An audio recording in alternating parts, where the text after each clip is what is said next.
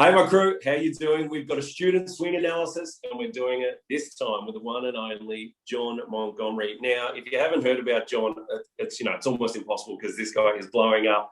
He's going absolutely crazy. He's just recently had an article in Golf Digest magazine, and he's just done Swing Fix with Chris Como on the Golf Channel, which stay tuned, that'll be coming out really, really soon. But things are going absolutely crazy for you, John. Yeah, it's been a whirlwind. I mean, it's been crazy, honestly. I just it's coaching. I love to do it, and it just kind of keeps. I don't know. These opportunities are popping up like crazy, so I just keep saying yes.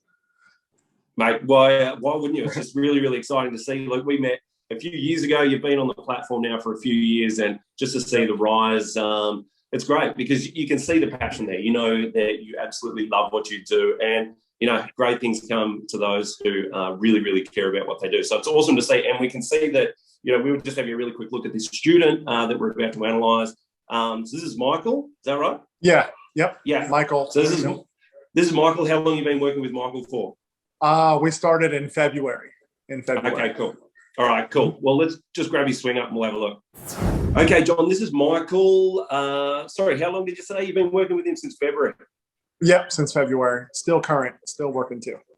What I love about this, even before we start talking about the golf swing, is I just love someone who goes to the effort to have this at-home setup. I just think that it's just so, it is the way of the now, it's the way of the future. And, I was actually speaking to one of my students recently, and I was saying how, if you're relying purely on the time that you spend at the driving range or on the golf course to get better, you've almost got no chance. Unless you are doing something like this at home with a setup like this, you've pretty much got no chance of improving. I feel you've got honestly, you don't even have to hit balls. Oh, that's exactly what I say. You can change your pattern without a golf ball. You're just a club. That's all you need. A wooden spoon, like anything, is going to be super beneficial. Grinding away, changing the way your body works is just critical. But let's have a quick chat. So this, Michael was, what was his miss in particular? Like, where would he struggle? What would he struggle with, and where would he hit the bad one? So he would have the pull draws and push cuts. So a little bit of both. He would drop a little under, and it was more like on the way through. He had a decent amount of hang back. So, low point would drop a little bit too far behind him. You could chunk it. You could over-rotate the face and get that little pull draw, or he could hold that face open and then just get like that, just a big push out to the right. Yeah. Yeah. So it's the kind of golf swing there. He hits pulls, and then when he tries to correct it, it goes literally the other way, but he can't make it go straight, sort of thing. It's like it's both of the bad shapes. So, okay, cool. So we were just having a chat before, and you were saying that, to fix that, you had to sort of, change his hand path on the way back and get a little bit more lower body into it. Yeah. So we wanted to get some depth in the swing going pretty quick. I really focused on getting his right arm to be a little bit more connected to his body. So, tucking a glove under his arm, anything to just get the swing just working a little bit more around him, because it would go long. Like, this one wasn't too bad with some of the other videos that he sent me.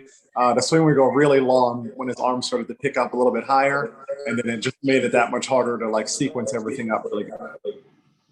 Totally, yeah. I mean, when you see this, you can see that right arm is so much more vertical than this one, which is obviously more of the flying elbow, which is going to make it go longer and more across the line. But it's a very different sort of path, as you said, on the way back. So his arms are going more across him, and then there's a lot more change in the lower body here, isn't there, relative to this one? This is just a little bit more stagnant on the way back. We wanted to unrestrict that hip turn, get them turning. So it's just so much easier to get that depth at the top of your hands whenever your hips, your right hip is working a little bit more behind you. If you keep that right leg a little bit more stagnant, I mean, that's a pretty big stretch for anybody really to get the proper hand depth with the restricted right leg like that and that right hip. So, we open that up, really getting them turning behind the ball, and it just makes it so much easier to shallow the club quick, and the sequencing and everything is just a lot better. And that's exactly what you can see. So in the initial transition here, this is obviously a lot steeper. So his right arm sort of trapped here, and the shaft is a little bit steeper there. And the one on the right, you can see is shallowing earlier on the way down, and doesn't have that steepness, which is, I mean, as soon as it shallows a little bit more, you can get rid of that pull, can't you? You can get rid of that thing that just starts straight left on you.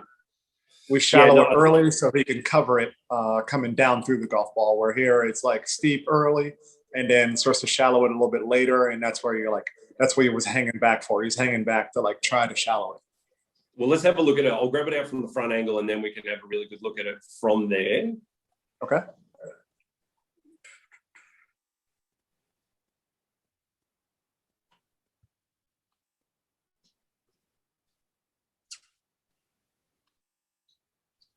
Okay, so all of that stuff that you did from the side angle is going, we're going to see huge benefits from this front angle. So when we look at it on the left-hand side, what we're going to clearly see is that there is just such a huge amount of hang back here on the way through. So lots of increase, too much in the right side here.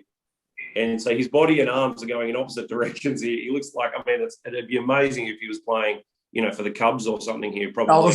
Yeah, exactly. I was like, it's a very baseball type of motion going through. I mean, it's very athletic looking, but there's like, you know, no release of the club. You can see how much he's hanging back, and that's really difficult to time up and like get through a whole round of golf with hitting the ball solid like that. It's just so hard. Exactly right. You know, because when you're that far back, what actually obviously happens as well is that the low point's always changing, isn't it? So the low point can be, you know, when you're that far back with your top half, you can hit it fat, you can skinny it, you can pull hook it, you can do all sorts of things. Whereas the one on the right-hand side here, because of all of those changes that you've made in terms of the aroundness, the depth, like this is so much more on top of the ball. So as he is coming in here, I might just get rid of some of these lines here on the left. So the one on the right, obviously, so much further back with his top, you know, this far behind the ball. And this one's just direct, so much more on top of it at the point, at the point of impact. And then his right side's going to go forward and around. I mean, so this is, just so much more powerful in terms of his ability to compress it. But the low point, look at that. I mean, look how different that is. That's crazy. You know, that's just this versus this in terms of the body, which is always going to turn that low point. Yeah, absolutely right. So you know, it's going to help him compress the ball. I know he picked up, you know, at least 10 yards on his irons just from the compression. And, you know, we worked a lot on footwork. We talked about that a decent amount, just, you know, lower body, using the ground properly, how to stay balanced, you know, all those like little things that are going to help him strike the center of the face and be able to like strike the golf ball on the ground at the same time, get that nice connection. So, yeah, just really, really quickly on that. So on the way down, obviously, what are you trying to get him to feel in his lower body and in his feet to ensure that he gets forward here? Like what would you, or how would you describe it to him to get him so forward? We called it a pressure shift. So I had him standing on an alignment stick in between his feet, just kind of going right through the middle of his feet. So it was about, you know, getting to the top, feeling that pressure on the inside of his right foot at the top. So that way he doesn't like roll too much on the outside. You can see it still rolls out a little bit, but it's not as much as it was before. And then on the way down, we feel that lateral pressure shift going from like the right heel over to the left heel. And I always say, like, imagine you're on a balance beam and you need to keep this pressure like moving through the middle of your feet. And so we did a good amount of work there to keep that pressure moving like towards the target, a little bit more linear trade. And then we did a lot of walkthrough drills too. I feel of getting off the right side and covering the ball a little bit more.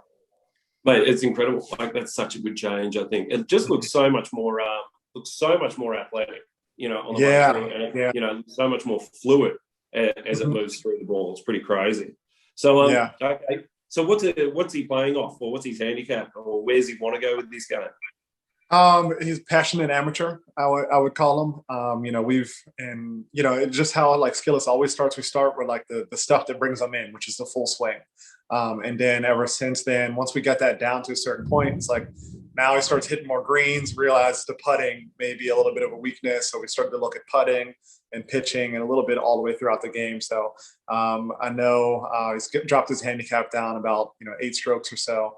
And gotten him to the point where he's in high 70s, low 80s, kind of in that range right there. So good, Johnny. Absolutely incredible. So, all right, what's next for you? Like, besides world domination? Oh, man, I just want to keep going. I try to take every day, just one day at a time, really. Try to give everybody I can who's in front of me. We're still teaching a lot at Celebration Golf Academy. over here in Orlando. So, you know, I stay pretty busy there, and just trying to help as many people as I can, you know, get better at this crazy game. So one step at a time. And any opportunities come my way, most likely going to say yes. All right. So you're going to be seeing a lot more of John absolutely everywhere. I guarantee you that.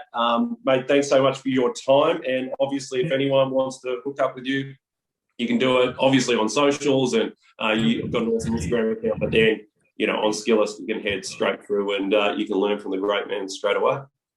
Yes, sir. Well, thank you, Ben. I appreciate you having me on here, man. Always good to catch up with you. See you, mate.